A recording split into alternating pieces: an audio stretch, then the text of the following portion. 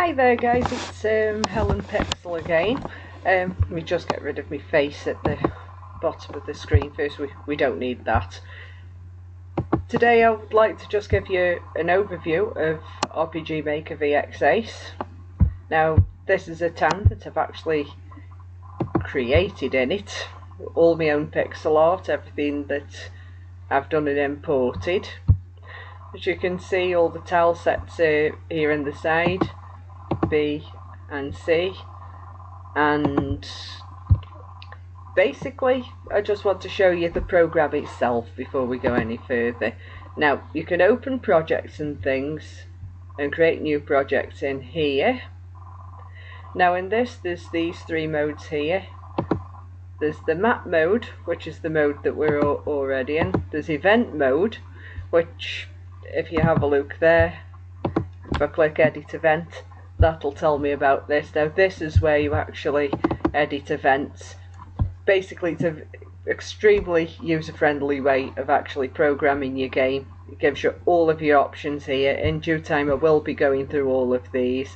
That'd be like just show text, things like that. Transfer player, that's one that you'll use all the time really. It's taking the player from one place to another. And then you have this one here where you've got battle processing and all of those good things there. Now if you were to make a new event there, you can actually have a quick event creation, and that means you can do the transfers very quickly. It means that you can add doors, treasure chest, and the inn there, that'll do that. I wish there was one for the shop processing, but there's not, so you just have to learn to live with that little limitation there. Now this last one here is called region, and what that does is if you wanted enemy encounters at random, you could say select particular area, let's say this dark grass, and you can set which enemies you're going to encounter within that specific region, so that's also quite useful really. Now, these are the basic drawing tools for actually drawing the map. The way that it works is that you've got these, and basically you just draw the areas on the map. Pencil tool, that'll allow me to do it bit more specifically. There we go. Right, that's obviously rectangle tool, that'll draw an ellipse. Flood fill, which works the same way as block fill on a painting program. This one here allows you to take control of the shadows. So if I wanted to remove that bit, I could do that. If I want to put that shadow back, I'll put it there. Now this scale here, that's basically the drop down of this here. So I could zoom in, and you could zoom right out up until it's 1/8 the size. So that'll really depend on the size of the map that you're actually making. Now this is some of the most important things right over here. Your resource manager, this is what will allow you to import all of your own things, or even export the RTP for reference purposes, as I've done.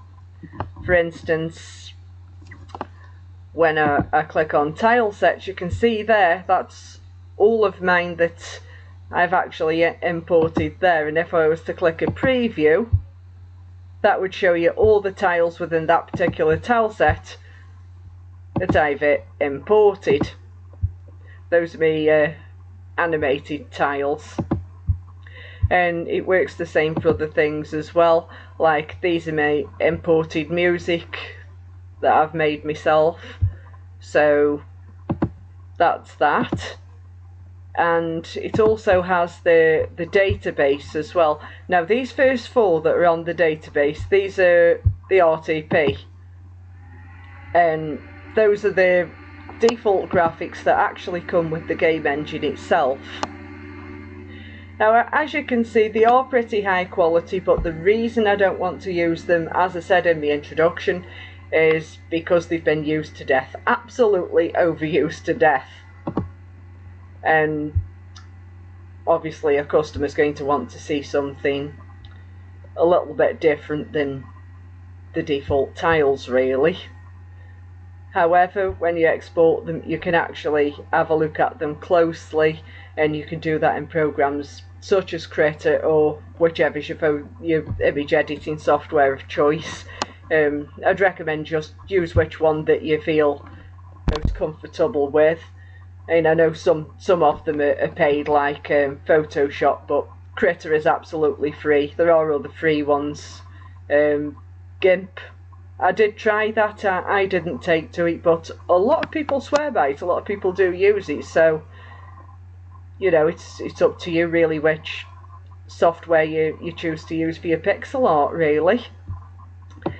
Now, as you can see on that, you've got the animations. These ones actually come with RPG Maker. There's absolutely loads of 110 altogether. So there's a lot to be having a look at there. States. Now these states here is what could potentially happen to your character, like an item or an enemy could actually cause these states, and it'll tell you all about them there. Obviously you can either edit or even replace them. Troops, these are actually the enemies that are inbuilt. Again, you can add to this list. Don't have to use what's on here. You can if you want to, but again, it's better to import your own. These are the enemies individually rather than them being in the troops. Armors, these ones actually come with the program, and this will tell you all about them, all of the stats. As I say, you can edit or replace any of these. That's your weapons, same applies. Items, these are the things that you could actually put in a shop to buy. Skills, now these are the things that your character can either gain over time. Obviously you can have some skills right off the bat, some very simple skills, but the character can actually gain these skills as he or she levels up. Classes, now this is another one. It comes with these 10 just to start you off. However, you can add other classes. Say for instance you might have a class that's alien or werewolf or whatever you need to add that go with your game. Actors, it comes with the 10, and I've added one of my own. This little guy here. I haven't done the face graphic for him though yet, so those are for like your important characters. First off, the character that you decide is going to be your main character, the player, but you can also use this for other people who may be in your party, other NPCs. So you can have as many or as few on this list as you like. It really depends on the design of your game. Common events. Now, if there's an event you get sick and tired of doing again and again, say for instance you create a game of chance, you might create, say, a little fishing thing where you go by the side of the water in certain areas, otherwise you'll end up with your map absolutely plastered in events. Nobody really wants that, so the best way to deal with that would be to have something like fishing done in designated areas on a pier, and then you only need to create one, perhaps 2 events at most instead of lots. But if it's an event you're going to be using on multiple maps, it's advantageous really to have a list of common events there. Now, the system window, which is here, this allows you to change certain things. For instance, the title screen, at the moment it's the default, but that's only a placeholder for me just until I've actually done the title screen, pixel art, and all of that sort of thing. So like, that's the music, sound effects, and the title screen here, that's the the ones we can choose from at the moment, but as I say, just import your own vehicle graphics. Now there's these here, those are what you get at default. I mean, airship, you can replace these with whatever graphics you like. They don't even have to be the boats if you want. I mean, like this airship, you could potentially replace it, say, with a spaceship if you wanted to. And that's some sound effects that come at default. Again, you can import your own sound effects, put that into the program. And this one here, I've not really looked at this screen really very thoroughly, but this gives you your elements, weapon types. Oh yeah, so these are just basically lists. That's parameters and commands and things.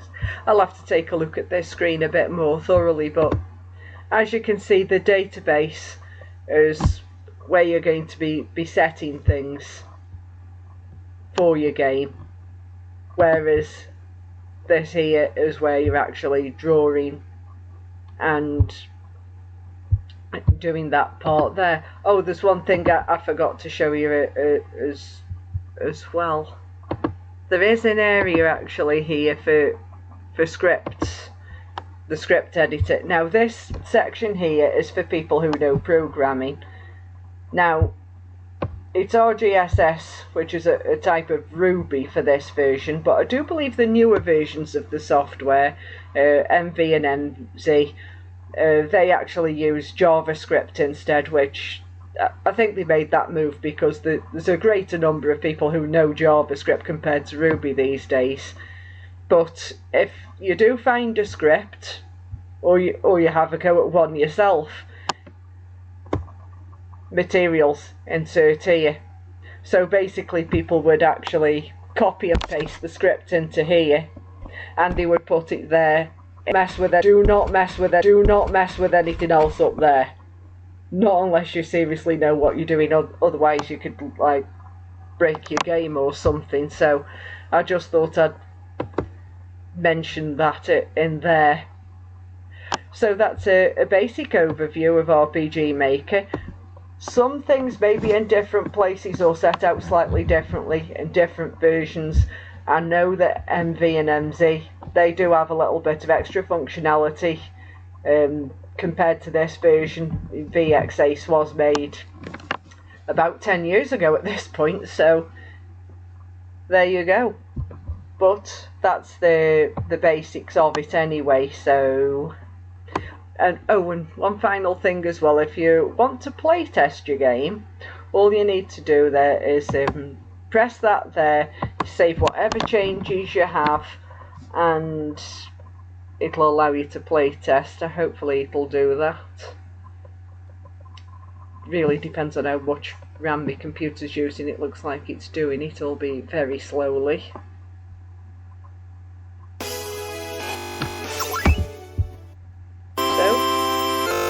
This is my little character. As you can see, I've set all of my collisions in here, so it's all working correctly.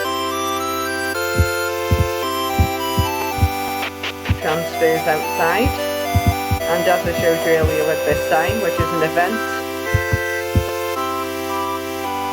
so you can't walk into the water, but you can see the water actually animated there. And if we go up here, should be able to see this waterfall there. That's another one of the animated tiles. Of course, I'll be showing you how to do that as well. So let's just close that down. There we are. And that is one of the pieces of music that I made and decided to put in there as well, if you could hear that correctly. I know it was a little bit laggy, but that's because this is actually quite a low-end computer. And of course the screen recording program does take a fair bit of the RAM on the computer, so that there is limitations with my computer, but the program RPG Maker VX8 is extremely light on the computer. It hardly takes any. So even if you're running a low spec computer, don't be afraid to use this program at all. It's very light on the computer. So with that being said, that's the basics there, and next time we're going to take a closer look at the RTP, and we're going to cover how to draw auto tiles. Okay, bye bye.